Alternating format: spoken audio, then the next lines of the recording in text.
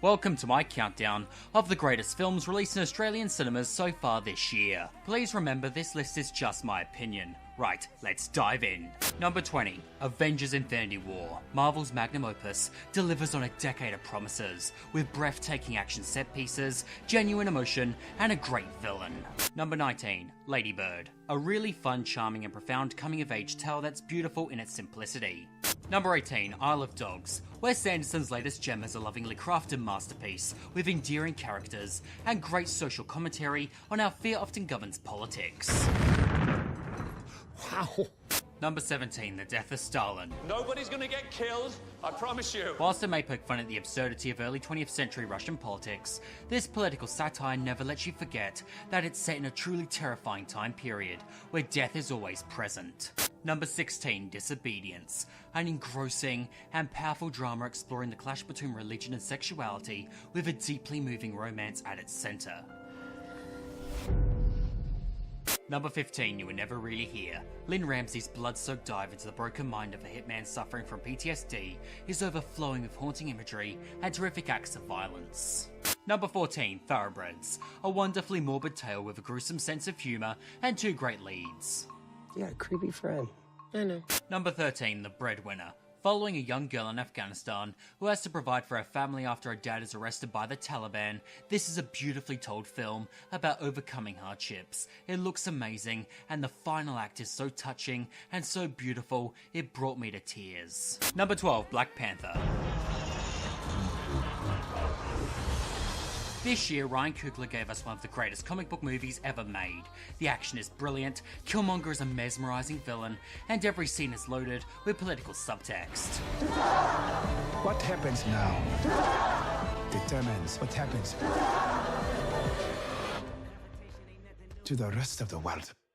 Number 11, Love, Simon. A charming high school drama with great likeable characters, hilarious jokes, and great progressive themes. I just want you to know that I love you. I wouldn't change anything about you. Number 10, Revenge. A blood-soaked feminist take on the rape revenge genre delivers a powerful statement on victim blaming. Despite being an over-the-top gore fest, in its subtler moments it draws terrifying parallels to the real world, where victims are often blamed for their own assault. But you're so damn beautiful too, it's hard to resist you. Revenge makes its message clear. It doesn't matter what she wore or what she did, it's never her fault. Number 9, A Quiet Place. A Quiet Place is a tension-filled nightmare with the most intense and riveting set pieces of the year. Number 8, Phantom Thread. Daniel Day-Lewis's final film is one of the most engrossing of the year, thanks to its brilliant performances and a morally twisted climax.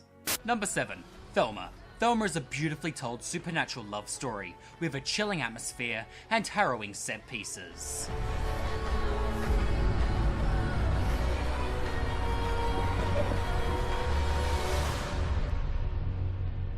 Number 6, Foxtrot. This deeply profound grief drama is easily the best looking film of the year. Every single frame is a thing of absolute beauty. Number 5, Hereditary. The directorial debut of Ari Aster is about as grim as you'd expect from a guy who made a short film about a kid molesting his own dad. Anyway, Hereditary is a bone-chilling delight that subverts genre tropes, and Toni Collette is mesmerizing throughout. Number 4, The Shape of Water. Guillermo del Toro's beautifully made adult fairy tale gave us one of the most engrossing relationships in recent memory, and del Toro's own love for this project is obvious throughout. Number 3, Loveless. A portrait of human misery that works both as a nihilistic and depressing tale of a missing child who was neglected and unloved by his divorced parents, and a stinging critique of the Russian government.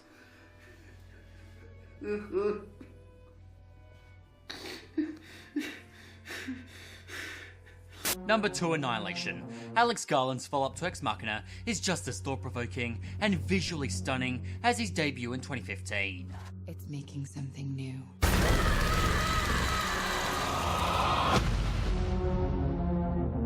And at number 1, Human Flow.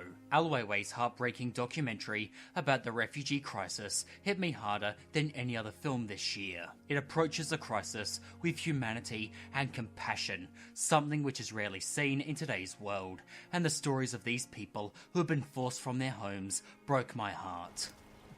پولم رفت آدمم رفت 5 نفر رفت 5 آدم 2 تا دا او کاش کمون به کمی یک جای شوا شوا خوام نمیبره دا خوام میهن دا خوام میکنم دا خوام 2 تا میکنم من چی کنم حالا Far from easy viewing, but it's one of the most important films in recent memory and the greatest film of the year so far.